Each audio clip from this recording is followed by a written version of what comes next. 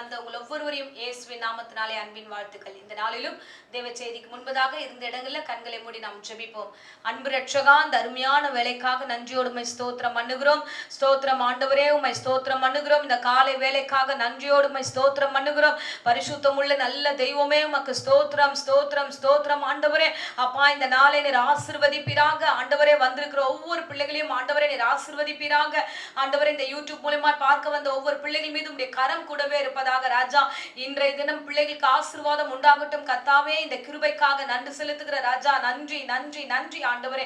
இம்மட்டும் ஆண்டவரே நீ நடத்தி வந்த தெய்வமே, உமக்கு ஸ்தோத்திரம். இந்த நாளிலும் கர்த்தாவே அப்பா, கேட்கிற இந்த பிரசங்கத்தின்படியே ஆண்டவரே இந்த பிள்ளைகள் ஆசீர்வதிக்கப்படுவார்களாக. இயேசுவின் நாமத்தினாலே ஒப்பு கொடுக்கிறோம். தொடர்ந்து ஆசீர்வதிங்க. இந்த வேலையை முழுவதுமாய் ஒப்பு கொடுக்கிறோம். ஆவியானவர் ஆளுகை செய்யும், வழி நடத்தும். இயேசுவின் நாமத்திலே ஜெபிக்கிறோம் நல்ல பிதாவே, ஆமென் ஆமென். ஹல்லேலூயா ஹல்லேலூயா. கர்த்தர் நல்லவர், அவர் கிருபை என்றும் உள்ளது. ஆமென். இந்த 10 மாதங்கள் கர்த்தர் நம்மளை கிருபையாய் நடத்தியிருக்கிறார். இந்த கடைசி நேரத்திலும் தேவ சமூகத்துக்கு வந்திருக்கிறோம். இந்த ஓய்வு நாளிலும் கர்த்தர் நம்மோடு பேச வல்லவராய் இருக்கிறார். ஹல்லேலூயா. இம்மட்டும் கர்த்தர் நடத்தினார், இனியும் நடத்தவும் வல்லவராய் இருக்கிறார். நீங்கள் விசுவாசத்தோட தேவ சமூகத்துல இந்த நாள்ல அவரை நோக்கி ஜெபிங்க. கர்த்தரோட சமூகத்துல உங்களை அர்ப்பணிங்க. தேவ சமூகத்துல ஆண்டவரே என்னை இன்னுமாய் புதிய மாதத்துல நடத்துங்கள் என்று விசுவாசத்தோட இந்த நாளெல்லாம் ஜெபித்து கொண்டிருங்க. கர்த்தர் தாமே உங்களை வழி நடத்த வல்லவராயிருக்கிறார். இப்பொழுதும் இந்த நாளுக்குரிய வேத வசனத்துக்கு நேராக நம்முடைய கவனத்தை திருப்போம். பிரசங்கி 10ஆம் அதிகாரம் முதல் வசனத்தை நாம் வாசிப்போம். செத்த ஈக்கள் தைலக்காரனுடைய பரிமளத்தை எடுத்தை நாரி கெட்டு போக பண்ணும். ஞானத்திலும் கனத்திலும் பேர் பெற்றவனை சொற்ப மதியிலும் அப்படியே செய்யும். ஆமென். ஹல்லேலூயா. கர்த்தர் நல்லவர். அருமையான வேத வசனம். நான் ஆல்ரெடி இது சபையில பிரசங்கித்திருக்கிறேன். இந்த நாளிலும் யூடியூப்ல பேசும்படியா கர்த்தர் கிருபை கொடுத்திருக்கிறார். உண்மையாகவே கர்த்தருடைய வேத வசனம் நம்மை உருமாற்றுகிறது, நம்மளை உருவாக்குகிறது, தேவனுக்குள்ளாக இணக்கமாய் வைக்கிறது. இந்த வசனத்தை குறித்து நாம் பார்க்கும்போது உண்மையாகவே ஆவிக்குரிய வாழ்க்கைக்கு இது பிரயோஜனமான ஒரு சத்தியமாக இருக்கிறது. விசேஷமாக இந்த வேதத்துல நம்ம வாசிக்கிறோம், செத்த ஈக்கள் தைலக்காரனுடைய பரிமள தைலத்தை நாரி கெட்டு போக பண்ணும். இப்போ இந்த வாசனை நிறைந்த அந்த தைலம் எப்படிப்பட்டதா இருக்குன்னா, ரொம்ப வாசனை உள்ளது, அது விலை உயர்ந்த ஒரு பொருளாகும். ஸோ இப்போ இந்த தைலத்தை குறித்து நிறைய உங்களுக்கு தெரிஞ்சிருக்கும். நீங்க அதை ஓப்பன் பண்ணும் பொழுதே அதனுடைய ஸ்மெல் எல்லா இடங்களிலும் பரவி இருக்கும். ரொம்ப நல்லா இருக்கும். அந்த இடத்தையே அப்படியே மாற்றிடும். வேற மைண்ட் செட்ல நம்ம இருந்தா கூட அந்த ஸ்மெல் எப்படி இருக்கும்னா அவ்வளோ ஆசீர்வாதமா நம்ம அப்படியே ஒரு மாதிரி ஃப்ரெஷ்ஷா ஃபீல் பண்ற மாதிரி அந்த தைலத்துடைய வாசனை இருக்கும்.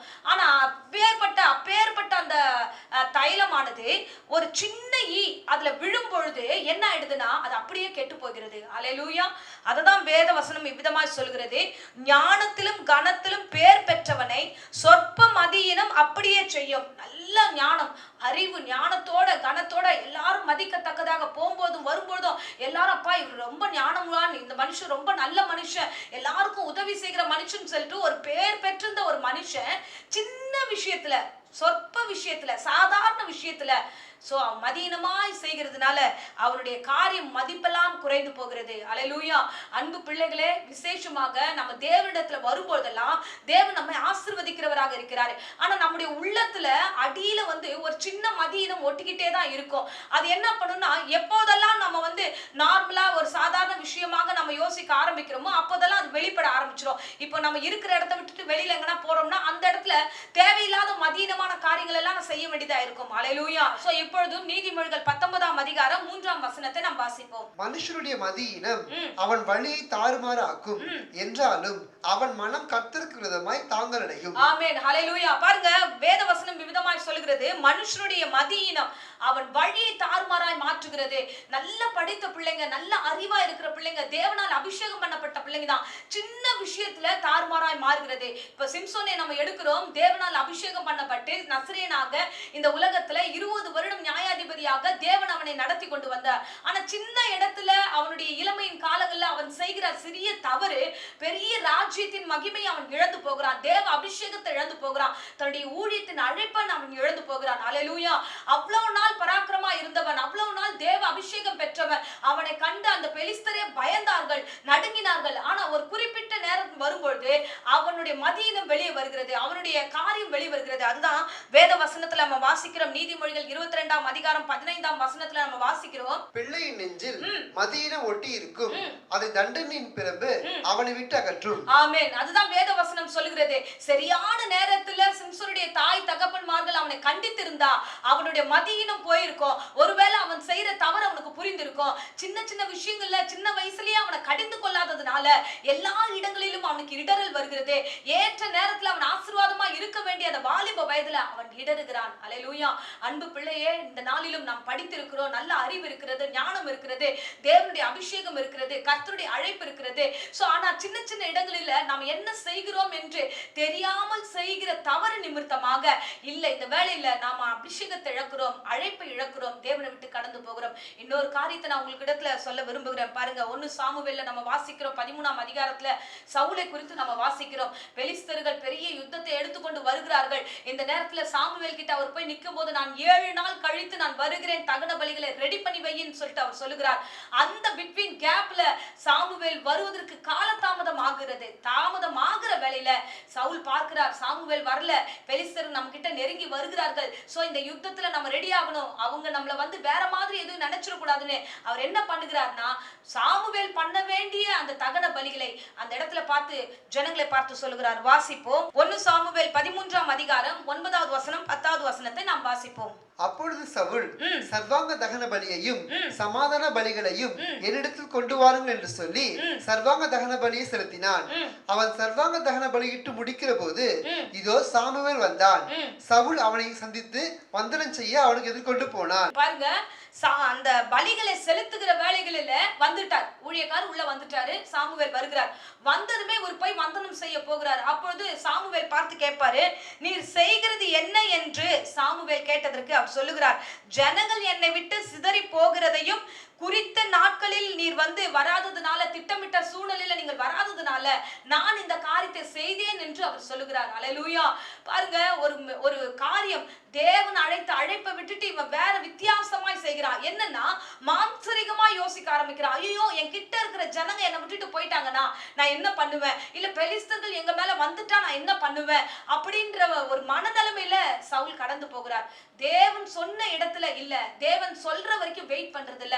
மதியினம் எப்ப தெரியுமா வெளிவருகிறது, தேவன் காத்துரு என்று சொல்லுகிற வரைக்கும், தேவன் செய்யற வரைக்கும் நம்ம பொறுமையா இருக்கிறது இல்ல.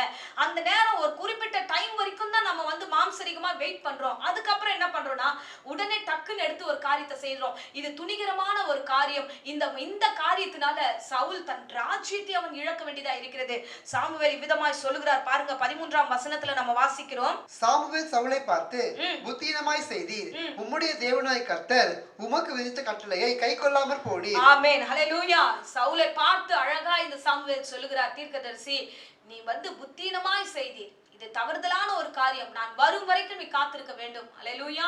ஆண்டவர் வர வரைக்கும் ஒரு சில விஷயங்களை காத்திருக்க வேண்டும்.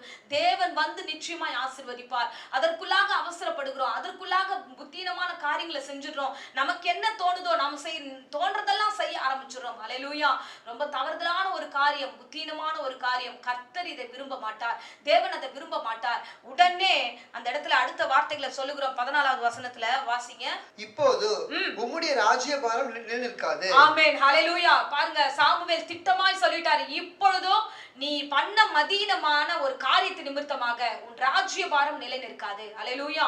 இவ்வளோ நாள் அந்த இஸ்ரவேல் ராஜாவாக அவருக்கு காணப்படும் போது அநேகர் ஆச்சரியப்பட்டாங்க. எவ்வளவு பெரிய ராஜா, அவர் மிக உயர்ந்தவராக இருந்தார், அழகானவராக இருந்தார், வலிமை நிறைந்தவராக இருந்தார். முதல்ல இஸ்ரவேலுக்கு ராஜாவாக தெரிந்து கொள்ளப்பட்டவர். அப்பேற்பட்டவரை ஜனங்க கொண்டாடினார்கள். அப்பேற்பட்டவனை அடுத்த நிமிஷமே கர்த்தர் அவன் மதீனத்தின் நிமித்தமாக கீழே தள்ளுகிறார். அல்லேலூயா. அவன் எதிர்பார்க்கவே இல்லை. சரி, நம்ம தகன பலியை கொடுத்துடலாம், நம்ம இதை செஞ்சிடலாம், எது யாரு என்ன கேட்க போறாங்க, நம்ம பண்றது தப்பு கிடையாதுன்னு சொல்லிட்டு அவ்வளவு மகிமையானவன் ஒரு புத்தீனமான வேலையை செய்கிறான். அவன் செய்யக்கூடிய வேலை அது கிடையாது, ஆனா அவன் செய்கிறான். செய்கிறபடினால இந்த இடத்துல அந்த ராஜ்ய பாரம் அவனை விட்டு கடந்து போகிறது. அடுத்த வார்த்தை வாசிக்கிறோம்.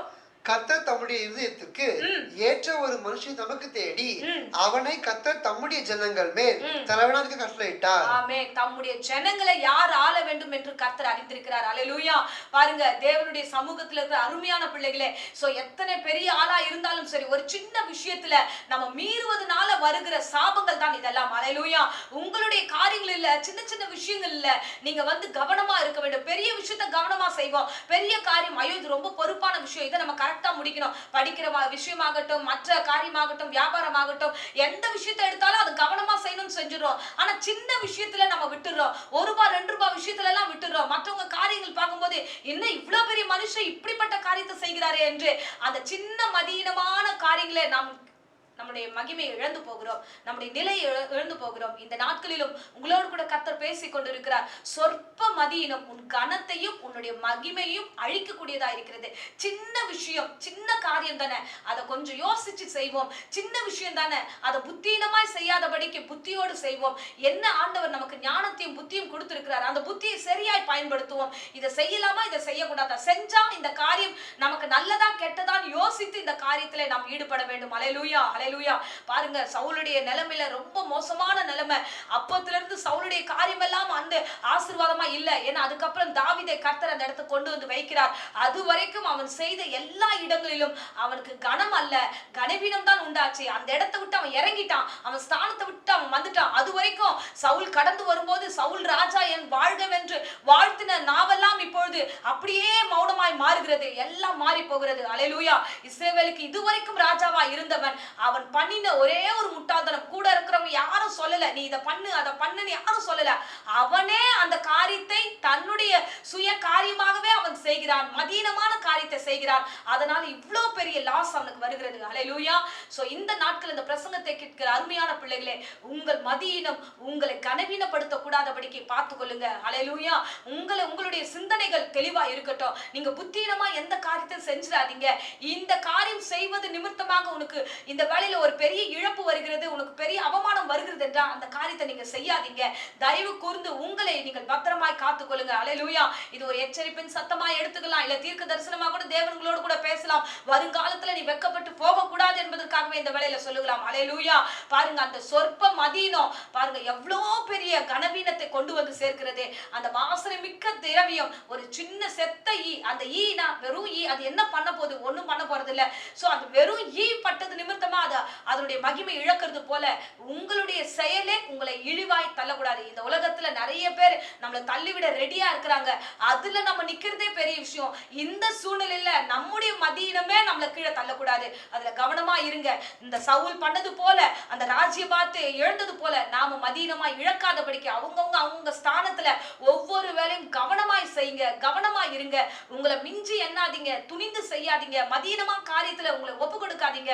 கர்த்தர் தாமே உங்களை வழிநடத்த வல்லவராய் இருக்கிறார். இப்பொழுது உங்களுக்காக அடியேன் ஜெபிக்கிறேன். இருந்த இடங்கள கண்களை மூடி நாம் ஜெபிப்போம். ஸ்தோத்திரம் ஏசப்பா, உம்மை துதிக்கிறோம் ஆண்டவரே, உம்மை ஸ்தோத்திரம் பண்ணுகிறோம் ஆண்டவரே. இந்த நாளிலும் உம்முடைய கிருபைக்காக நன்றி நன்றி நன்றி ஆண்டவரே. இந்த வருடம் ஆண்டவரே 10 மாதங்கள் ஆண்டவரே முடிக்கும்படியா கிருபையா இந்த நாட்களை கொண்டு வந்ததுக்காக ஸ்தோத்திரம் ஆண்டவரே. அப்பா, இருக்கும் நாட்கள்ல மதீனமா எந்த காரியத்தை நாங்கள் செய்து விடாதபடிக்கு சின்ன சின்ன காரியத்துல நாங்கள் கவனமா இருக்க வேண்டும் என்று நீர் விரும்புகிறீர் ராஜா.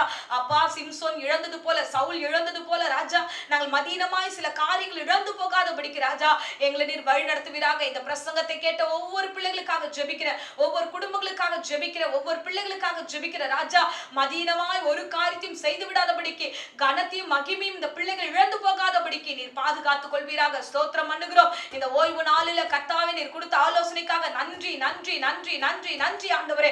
அப்பா, எந்த சூழ்நிலையில் வீடாகட்டும் ஆண்டவரே, படிக்கிற இடமாகட்டும் ஆண்டவரே, ஆபீஸ் ஆகட்டும், எந்த இடங்கள் எல்லாம் போகிறார்களோ, உறவினர் வீடாகட்டும், எந்த இடத்திலும் மதீனமான காரியங்கள் செய்யாதபடிக்கு, மதீனமாய் பேசாதபடிக்கு ஆண்டவரே என் பிள்ளைகளை ஆண்டவரே நீர் காப்பாற்றும்படியா ஒப்பு கொடுக்கிறோம் ராஜா. இந்த பிரசங்கம் பிரயோஜனப்படட்டும் ராஜா.